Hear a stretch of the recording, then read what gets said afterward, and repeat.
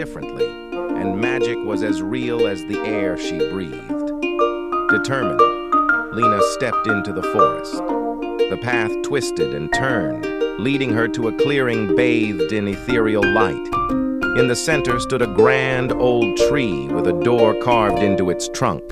With a deep breath, she pushed it open and entered a world where stars hung low enough to touch and rivers sang melodies of old.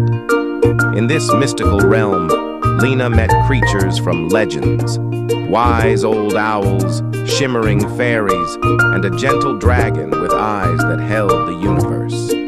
They welcomed her, sharing stories of bravery and love. As dawn approached, Lena knew she had to leave. The creatures gifted her a pendant, promising it would guide her back whenever she needed.